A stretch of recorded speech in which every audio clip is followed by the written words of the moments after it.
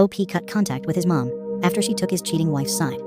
Now, years later, mom wants to reconcile. So last night, my wife of 7 years decided to chill out. After dinner, she went to the den and was watching her programs while I flitted between watching the Spurs game, football or soccer, and doing some odds and ends that I had planned. Next thing I know, she's got the wine out and has had 2 bottles of the stuff. At around midnight, I went to check on her and saw she was out cold on the couch. I went to scoop her up when her iWatch thing buzzed and a message popped up on the screen. It said something along the lines of, "Haha, I can't do that. My name would knock 7 shades of SHT out of me." I wondered what the F that was all about, so I pressed on it. And it was a conversation between my wife and a friend of mine. Now, I wouldn't say this guy is a close friend of mine, but he's someone I've played 5 sides with for years, drank with, and known since we were teenagers. We used to call him the jacket holder because, when we got into scraps as teens, he'd always be the guy holding the jackets while everyone else went for them. Right, so, as I said, I pushed on the conversation while this thing was still attached to her wrist and scrolled up to the top.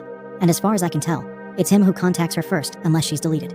There's lots of flirting and wink-winking going on, but nothing that you could outright say was cheating. Then I got there last night, and when she's drunk, she starts openly begging him for SX.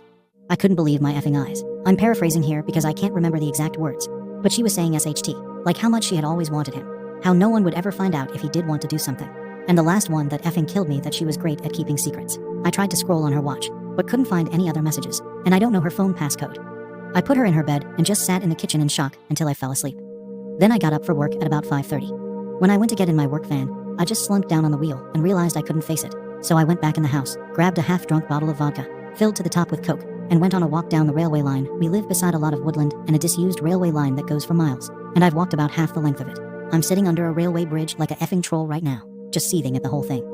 You probably think there's a fire going from about a mile away due to the steam coming out of my ears. So what do? I don't want to speak to her. I can't even bear to look at her after reading that SHT. It was like a dagger through my heart. I just feel like every morsel of love I had for her has evaporated into thin air after reading her begging like that. I honestly want to ghost her, man. If I could, I would never speak to her again. The whole idea that I'm great at keeping secrets was the thing that really got me thinking, like, who even are you? It reeks, but it's a case of how far down the rabbit hole do I want to go. I don't care if I'm being honest. I'm just done.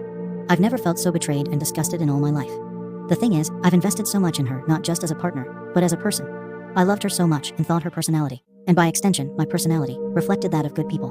Realizing she's a backstabbing snake makes me feel like a snake. I feel like a worse person than I was yesterday.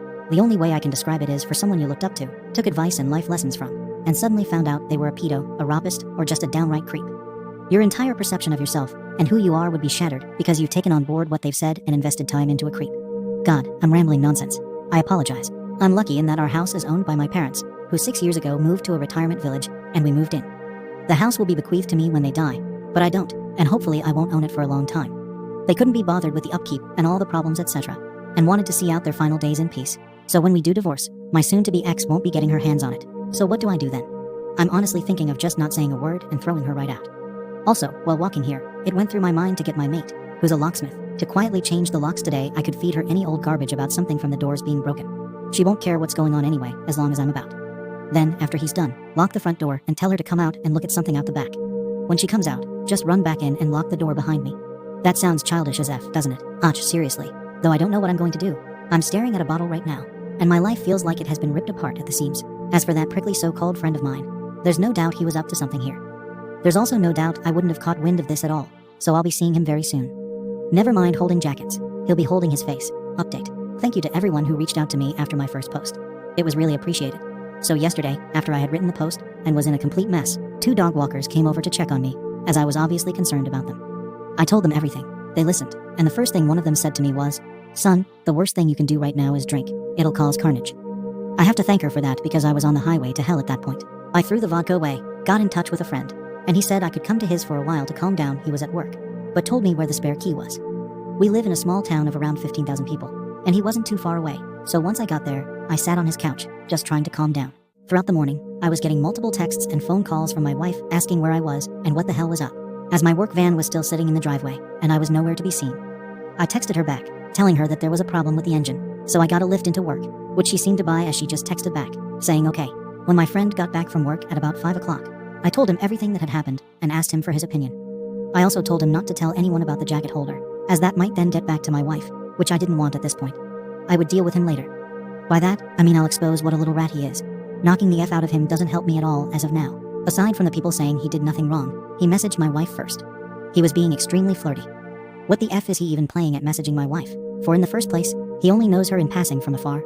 Look, I've got no problem with two adults conversing with each other, but they hardly knew each other, and it was flirty from the start as far as I could tell. I think they've seen each other while out and about, and it's gotten flirty since then. So my friend convinced me to try and keep a low profile and see what I could dig up. But at the same time, speak to a lawyer and get the ball rolling in terms of finding out my options, which I have done today. He took me home about 6 o'clock, and I was honestly dead on my feet by that point. I think the adrenaline pumping the entire day, then suddenly stopping knocks it right out of you. So I was extremely tired when I got home. The second I walked through the door, I knew something was up, as my wife was on me right away, asking me all sorts of questions about work. I asked her, why does she even care? She said that I'd left my big flask and my lunch bag in the front passenger seat, and something's been up today. She could feel it. I was about to lie, but I was just too tired. I couldn't be bothered putting any sort of charade up, so I just said, yeah, there is something up. When I was putting her drunk arse to bed last night, a message came up on her iWatch, which I read in all the other ones, and that she was a effing disgusting cheat that I wanted nothing more to do with. Her demeanor went from an arms-crossed person in power to a scared little girl within about a second. Good at keeping secrets, eh? Begging that little rat for sex, eh? Yep, read it all.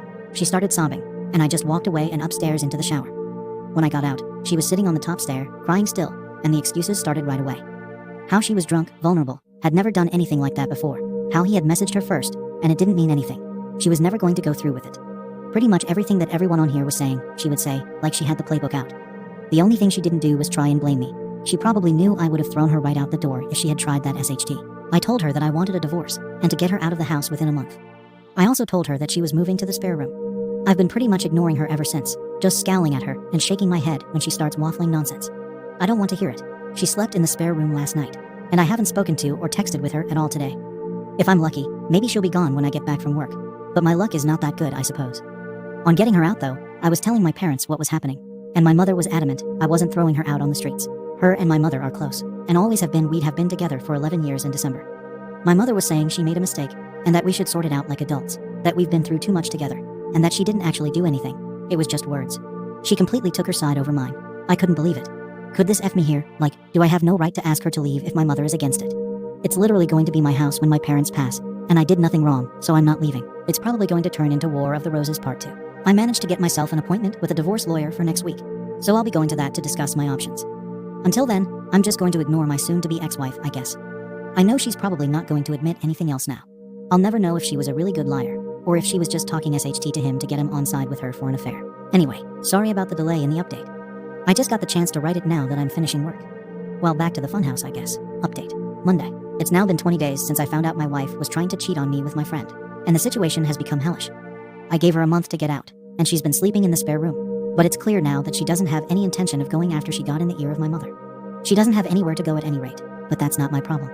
I've seen my divorce lawyer multiple times, and am now in the process of drawing up a divorce petition and having my wife serve divorce papers. I've also opened my own bank account and taken 50% of the balance from our shared account. The atmosphere around the house has been weird, to say the least. The living room has turned into a no-man's land where no one frequents, as we both spend the majority of our time in our rooms. I've also intentionally been working late a lot, so I don't have to interact with her much. I had been completely ignoring her, but after reading about the 180, I started implementing it and have been civil, if a little cold, towards her. I'm so glad I did this, as I was beginning to feel like a monster, refusing to acknowledge her existence. It was not the right way to behave, and I ended up feeling like the one who had wronged her, rather than the other way around. The only time I broke from the 180 was when I walked into the bathroom last week, and she was sitting on the floor by the bath crying. I helped her up and instinctively gave her a hug, though it was more of a there type hug than one with much love attached to it. The sad thing is that I'm so suspicious of her, now that I wouldn't put it past her to be waiting on me coming in so she could put on a performance. The thing is, that probably isn't even true. But this is the sort of SHD that's going through my head in this environment. It's just toxic. She's been crowing about how she'll do anything, and everything to save this marriage, anything to prove to me that it was just a silly mistake, so I brought up a lie detector test. I don't plan on ever getting one done. I wouldn't even know where to start. I just wanted to gauge her reaction. She was all for it. Well, until a few hours later, when she came to me, tablet in hand, going on about how inaccurate they are. And that anxiety and nervousness can throw up false readings. And with her, and her anxiety disorder and all, I just laughed. It wasn't even a normal chuckle either. It started as a bit of a cackle and ended in a childish giggle. It appears she would do everything to save this marriage, well, everything except take a lie detector test, that is. It doesn't even matter anyway. I meant what I said in my original post. Every morsel of love I had for her dissipated into the atmosphere after I read her say those horrible things. I don't see her as my true love anymore, the person I could tell anything to and would trust with my life. I just see trash that needs to be taken out before it stinks up the place. The jacket holder has been the talk of the town since I exposed him to our friend group a few weeks ago. It's safe to say he has no friends left among us and has been completely ostracized. I tried calling him a few times, but he refused to answer and then blocked my number. F that little rat. I hope it was worth it. I've spoken to my mother multiple times about this, and during a heated argument, I asked her why she was taking my wife's side, like, was there something she wasn't telling me here? What was she expecting? Do we live like roommates? Go on like nothing happened. It's ridiculous. She said she has always seen my wife as the daughter she never had but always wanted. My mother had a stillborn daughter before I was born, and it has haunted her, so she latched onto my wife and has since we got together. As I said previously, they have a close bond. The fact that my wife doesn't have any family and only a few friends who have their own busy lives and families means if I threw her out, she would be all alone, and my mom thinks that's unacceptable, especially during a pandemic. She tried to get me to come to a compromise, saying that in 3 or 4 months we can look at it again and see where we are mentally, and she is pushing me to try couples counseling before I throw in the towel. I'm not doing that. The thought of being in the same house as my wife over Christmas makes me feel ill. She'll want to do it right, as she does every year, and it'll be a complete SHT show. My dad, God love him, has never been much of a talker. Never up nor down, just always there. He's a quiet, proud, but timid man, and my mother's word has always been the one that matters in our house. People on here have been telling me that I'm selfish and spoiled, because it's not my house, and I have no right to make demands. But it's now a case of my wife or me for my parents. If worst comes to worst, then I'm ready to walk out the door and never come back. F this house. I have to be able to look at myself in the mirror with some semblance of self-respect. And someone has to keep their word in this debacle. If I do leave, my friend has said I can stay with him for a few weeks or so until I get myself sorted. If I do walk out that door though, I'm done with my parents, and I'll never speak to them again in my life. They'll probably see it as me giving up on them, me walking away without trying to at least have a go at fixing things first.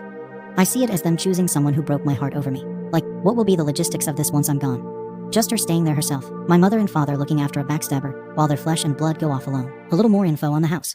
My parents let us move in a year after our wedding. It was an apparent belated wedding gift, although that was just the chatter from them at the time. They were always planning on moving out and moving us in. I've spent tens of thousands on it over the years, but that's neither here nor there. I have fantasies of leaving this all behind, going somewhere new, and starting again. But I don't have anywhere else to go. I've lived in this town my entire life. It's all I know. Am I being too harsh here? I'm literally ready to slingshot my parents right out of my life, but I feel so torn. Why am I the one who has to lose everything and everyone? I've tried to be good, and I always thought you make your own luck, and that good things happen to good people. Maybe I'm not as good as I think I am. Maybe I deserve all I effing get. Update. Well, since this morning, I no longer call that house home. I saw on the calendar that my wife had a hospital appointment with her ophthalmologist, so knowing she would be gone for a few hours, I took that as an opportunity to get my stuff together and move out, which I have. After getting my things moved and sorted, I just put the house keys on the kitchen table, along with the divorce papers I received from the divorce lawyer last week, and was on my way. I've blocked both my wife's and my mother's numbers, and any communication I have with my wife going forward will be done through my lawyer. In terms of my living situation, I'm staying with a friend for a week or two, but hopefully I will be in my own rented place before Christmas. I haven't spoken to my parents in a few weeks. The last time we spoke, it was via text, and I tried to tell my mother, in explicit detail, the things my wife was saying during her texts to the jacket holder. Why it hurt me so much, and why I didn't think it was her first time doing it with the whole "I'm good at keeping secrets" comment, and thus could never trust her again. My mother texted back, saying she couldn't speak to me when I was like this, and she would let me cool off. She tried to call me a few days ago, and I just blanked her call.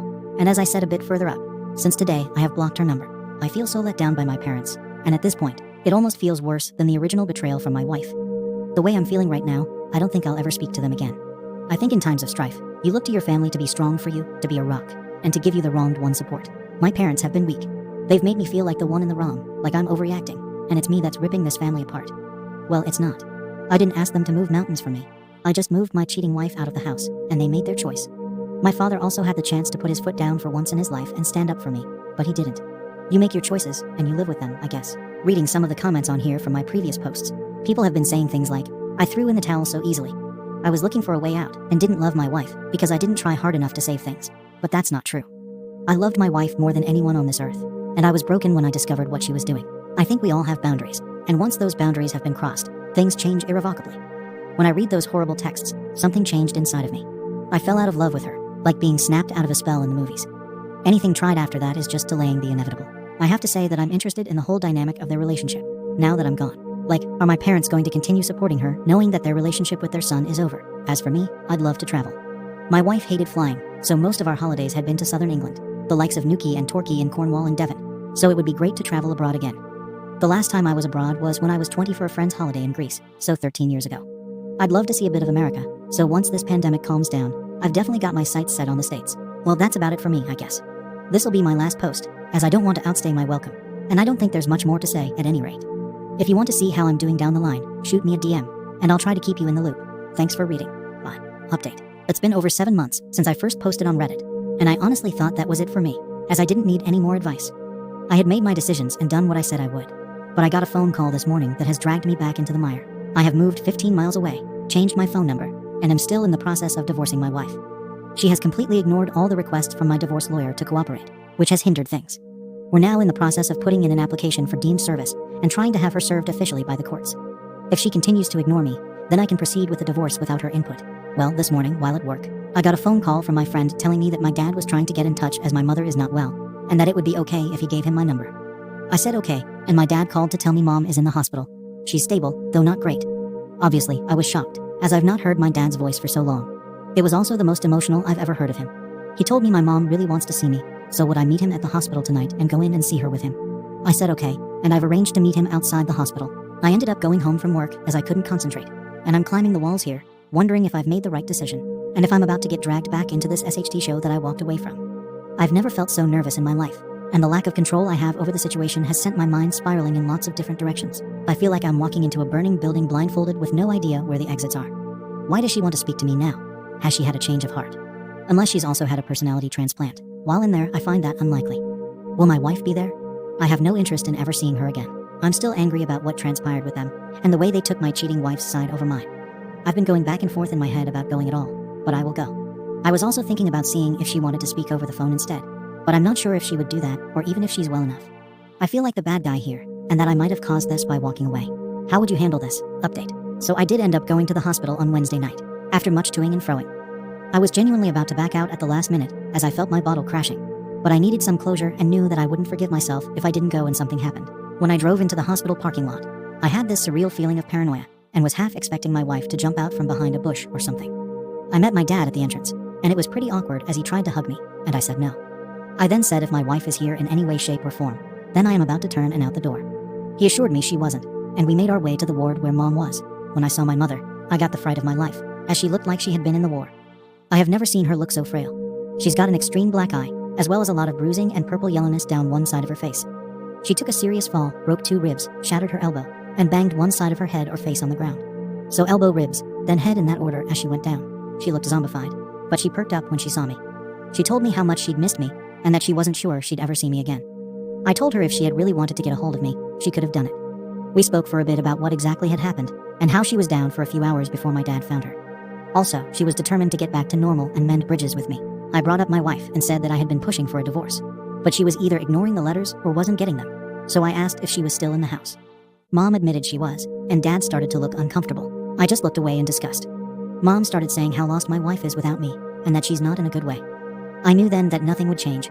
She's not had an epiphany or seen things from a new perspective. She just wants the status quo back. She said that the house is my home and always will be, but I told her I don't want it. It means nothing to me anymore, and all it holds are bad memories. I stayed for under an hour, all in all. When I left, I said if I wanted to get in contact I would, but don't be waiting over the phone for me to call, as you might be waiting a while. When Dad walked me out, he asked if I would keep in touch with him, and I said I would. Whether that's right or wrong, I don't know, time will tell. When I got home, my emotions were a bit all over the place, from sadness to anger, but I'm glad I went. I couldn't help but think about my wife as well, and what she once meant to me will never hurt. When I think about everything that's happened in the last 7 months, it honestly doesn't feel real. The speed at which everything fell apart was just spellbinding. I know life comes at you fast, especially when you're not paying attention, and I wasn't paying attention. It was just sheer luck that I found out about her trying to cheat on me, a cosmic coincidence, nothing more. I never saw the signs or put everything together. I just saw something on her watch, and it tore my effing life apart. I know now that it wasn't the only time. I know it in my heart. I see what she is and feel no love for her, only contempt. I feel she stole the best years of my life. When I think about all the good times, they're just soured. It feels like someone else's life, not mine. My friend was saying, I should see a therapist or something to try and let everything out, or else this will fundamentally change who I am and the way I build relationships going forward. That's something I'm going to do, I think, as I do feel a bit broken inside. The last 7 months have been the worst of my life, but I'd rather they happened than be kept in the dark. I'm just hurt that it happened the way it did, but you can't choose the way someone F's you over, I suppose. You just have to learn from it. I remember reading about loyalty being the most undervalued character trait, and I see that now. It's probably because you don't really know if someone is truly loyal to you until, well, they're not. It's not something you deal with every day, but now more than ever, I know how important a trait it is. Update. Firstly, I'm now in the home stretch in terms of divorce from my wife. She has signed the divorce papers and sent them to my divorce lawyer, so all that's left now are the formalities. She sent me a message via my dad, where she said she's sorry for not letting me move on, that she thought she could save things, but now she knows she can't, and she has to move on for her own well-being. I thank her for seeing sense. She doesn't want anything in the divorce and said she's going to move out of the house when she can get on her feet, which I'm okay with. In terms of my mother, I haven't spoken to her yet, but my dad said she's doing a lot better after getting out of the hospital and getting some normality back.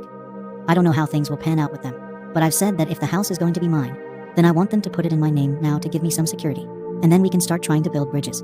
We'll see how that goes. My biggest battles ahead are in my head, and I am trying to get over everything that has happened.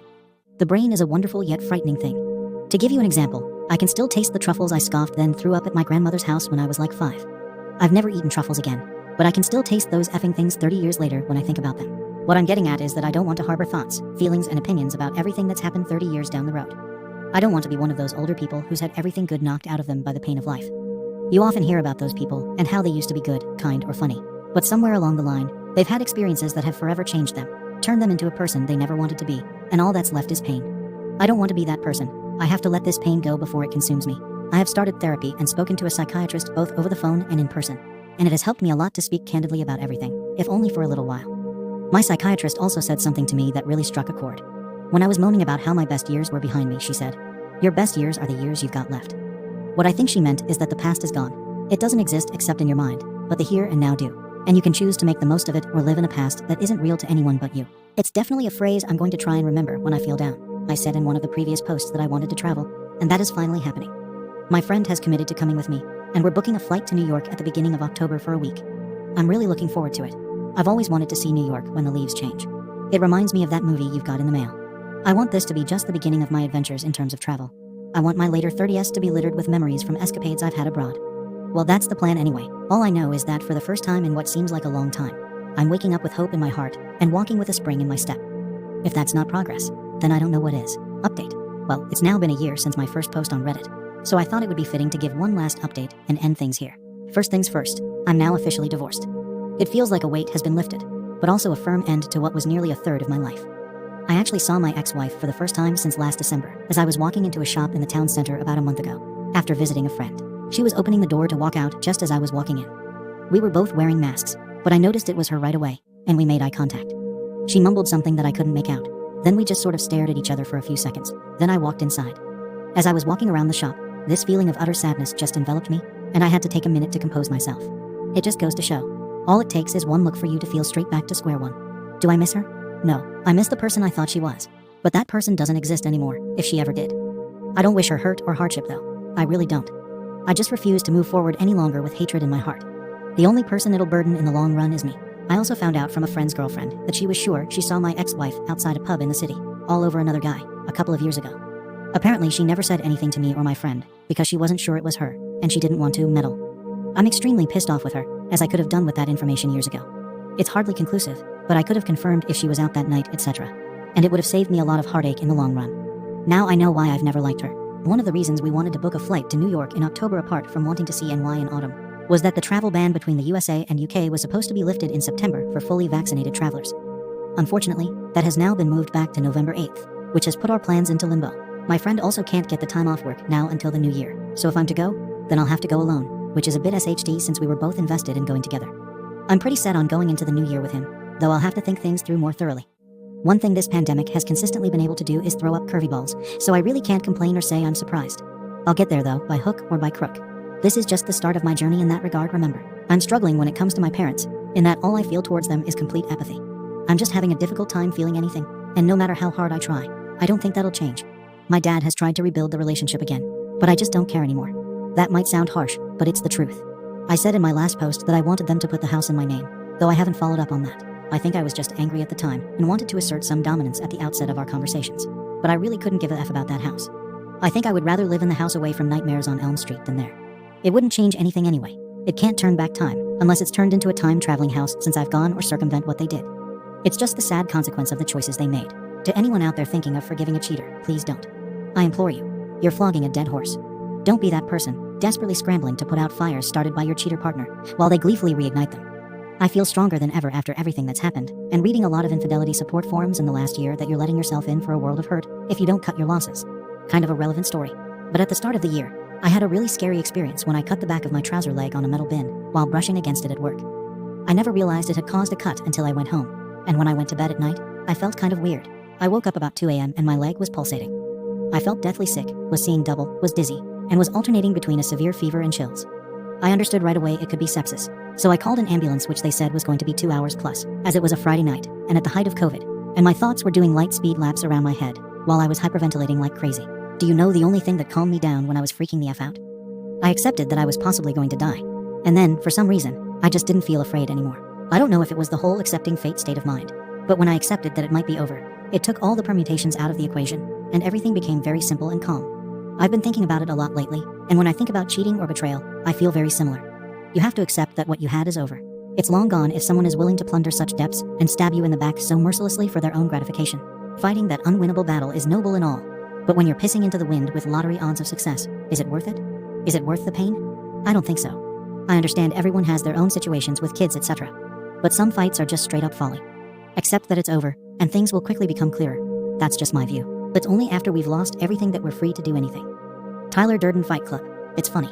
I haven't written about my thoughts and feelings since I was in high school. I work on roofs for a living. This experience, though, has coaxed that side out of me, a side that I had pretty much forgotten existed. If something good has come from this fiasco, it's that I'm not going to bottle things up any longer. It's been cathartic for me to get things out there and see the bigger picture of my situation. Writing things down has helped me more than I ever imagined, so it's something I'm going to continue to do, even if it's just writing to myself in a journal or notepad. I think there are instances in your life when all is said and done that you can put a pin in and say, things were on a knife edge that day and could have gone either way. I shudder to think what would have happened had I not reached out for help here or seen those dog walkers. I'd likely have been blacked out drunk, at the death door in a ditch somewhere, or in jail for firing Darren a jacket holder straight through his effing window frame after going through his house like a tornado. Honestly though, it frightens me to think about where I'd have ended up if things had gone south. I was not in a good way, and being drunk, embarrassed, and incandescent with rage is a combination that can cause chaos, whatever way you cut it. In the end, I'm just happy I made it out the other side without hurting myself or someone else. Most of my posts have been about the ins and outs of what was happening. However, I think the last few have been more about how I feel about what has happened. Betrayal just renders such passionate and invasive thoughts. There's no action on this earth quite like it. Being stabbed in the back by people that you love. In so many ways, it's unique, and the emotions you feel after it are, by the same token, equally unique. So cheers for hearing me out, I said in my first post, after finding out that I felt like a worse person than I was yesterday. Well, after everything that has happened, I feel like a stronger one too. Thank you for reading my story.